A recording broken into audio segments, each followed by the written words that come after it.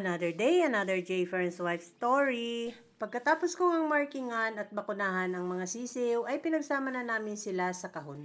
26 pieces sila lahat, kaya masikip sa kahon, kaya kinabukasan, inilipat na ni J. Fern sa folding. Okay lang yan kapag ganyan sila kadami sa folding para hindi sila lamigin. Hindi na rin sinapin ni J. Fern ang sahig para hindi maipon ang mga ipot nila. Nilagyan na lang ng karton sa ilalim ng folding para doon malaglag yung kanilang mga droppings. At dahil may sapin ito, madali na silang linisin. Hindi kami nagpapailaw sa mga bagong pisang sisiw, dyan lang namin sila nilalagay sa folding para hindi sila mahanginan. Tinatakpan lang namin yan ng plastic para maliwanag pa rin sa loob. Nakakatuwa itong mga sisiw namin, ilang araw pa lang sila pero matatakaw na agad kumain. At kapag matatakaw ang mga sisiw, mabilis lumaki yan, baka maya-maya ay masikip na ulit sila dyan sa folding, ililipat na namin sila sa malaking brooder. Yung mga brood hen namin ay inalpasan lang namin dito sa likod at yung mga brood stag naman ay nakatali.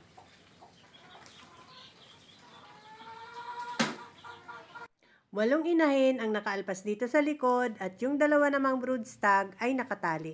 Yung isang inahin naman ngayon ay lumilimlim pa pero yung dalawang napisa na ang mga itlog ay inalpasan na ulit. Mabilis uling mangitlog ang mga inahin kapag inaalpasan agad pagkatapos mapisa ng kanilang mga sisiw. Ganyan lagi ang ginagawa namin para mas madami kaming mapalabas na mga sisiw ngayon.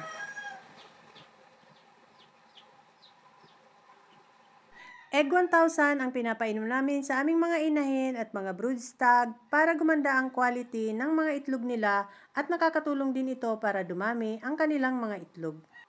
Ito naman yung Tornado Hatch brood hen. 2 nights na siyang magdamag dyan sa kanyang pugad. More or less 11 eggs ang kanyang nililimliman kaya pagkalipas ng mga ilang araw ay sisilipin namin yan para tanggalin yung mga itlog na walang similya. Ito yung possum sweater. Ito yung nabulag. Dahil nagpaluan sila nung unang inalpasan namin. Ayan yung kaliwat niya. Mata kanan pala bulag na.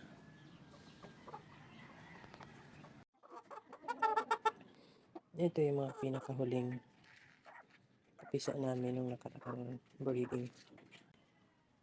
Dapat ito yung isa babae. Hiniwalay namin yung kapatid nilang babae dahil laging inaaway. Nagpipisaan na ang itlog nitong aming possum sweater. Ayan, may nasiyap. Matapang nga itong possum sweater brood hen namin kaya hindi ko hawakan dahil nanunuka. Kaya hindi ko makita kung ilan na ang napisa niyang itlog. Naririnig ko lang yung mga sisiw na sumisiyap. Bumaba na si Tornado Hatch. Titingnan ko kung ilan ang itlog niya. Yan, ang dami na niyang itlog. Ilang ba yan? 1, 2, 3, 4, 5, 6, 7, 8, 10. Ang daming itlog. Yan, bumaba. Tingnan ko kung ilan yung sisiw.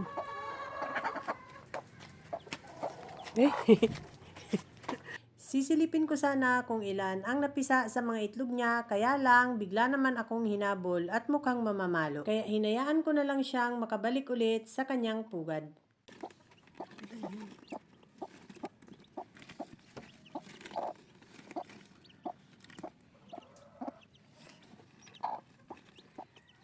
Nagsabog ako ng patoka dito sa may pinto ng tangkal dahil akala ko ibababa pa ang possum sweater brood hen pero hindi na siya pumaba. Ayan, kinuha ulit ni J. Fern ang mga itlog doon. Galing nga ulit si J. Fern sa farm at kinuha niya ulit yung mga itlog na kinolekta ni Richard para ilagay na dito sa incubator. 16 pieces ang dala niya ngayon at ilalagay na rin dyan yung nasa ref. Nilagyan na nga ni J. Fern ng thermostat itong incubator na ginawa niya dati. Kinuha niya lang yung thermostat sa luma naming incubator at nilipat niya dito. May laman pa yung isang incubator, hindi na magkakasya yung mga nakolekta sa farm kaya nilagyan na ng thermostat ni J. Fern itong isang incubator. Kinuha niya yung thermostat ng luma naming incubator at nilagay dyan. Patayo yung unang incubator ni J. Fern, ito namang pangalawa niyang ginawa ay pahiga naman. Kinuha ko na sa chiller yung mga una naming nakolektang itlog doon sa farm para ilagay na sa incubator. Pasisingawin muna namin ang lamig niyan bago namin buksan ang incubator. Magpapawis pa kasi yung mga itlog na galing sa chiller. Ilan yan lahat? Yung bagong kuha mo ilan? 1, 2, 3, 16. 4, 5, 6, 7, 8, 9, 10, 11, 16. Ayan ay 17 ganyan o 18? May nadagdag na dyan. Maraming naman pala ito. 1, 2, 4, 6, 8, 10, 12, 14, 16, 18, 20, 22, 22 plus 16. 38. 38.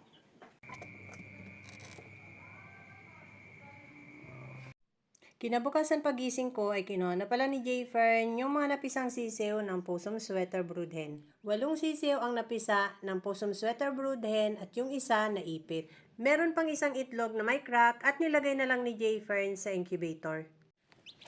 Yan, 10 ang itlog niya. Yung isa, namatay. Yung isa nasa incubator. Nilagay sa incubator. Para hindi lamigin ang mga sisiw, nilagay muna namin ito sa box na may sapin. Ililipat namin yan sa karton kapag patutukain na sila. Mukhang mahina itong isang anak ng Possum Sweater dahil hindi siya makatayo. Yung ibang itlog dyan ay itlog ng aming 7 times winner line brood hen. Malapit na ring mapisa ang mga itlog na yan. Binuksan na ni Jayfern yung incubator nung natuyo na yung mga itlog na galing sa chiller. Nilagyan ng maliit na bintana ni Jayfern para nasisilip namin ang mga itlog sa loob. Tinakpan niya lang ng plastic yung bintana. Silipan. Hindi ito bubog. Yung ano yan ng 1.5 plastic. Yung bote. Dami yung sinalang. Itong mga unang pisang sisiw ay mukhang makukulit na at masikip na nga sila dito sa folding. Lipad na nga ng lipad palabas ang mga sisiw kapag walang taklob.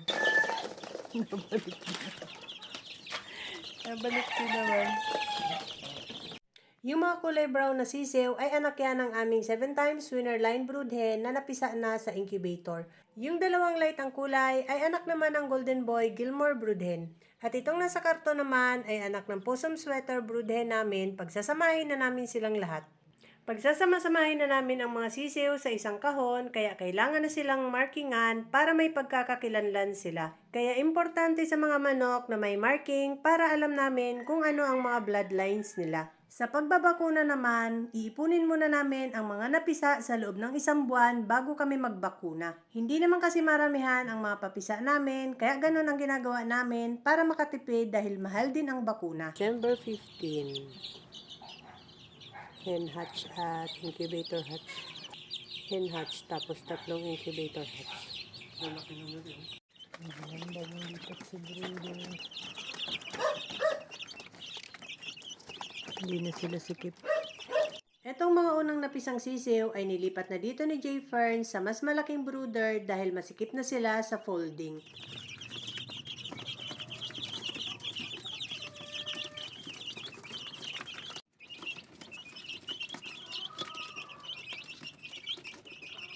Yung mga bagong pisang sisiw naman ay nilipat na ni Jayfern sa folding. Nilagyan lang ni Jayfern ng sa pinabasahan para hindi sila lamigin at may taklob din niyang plastic.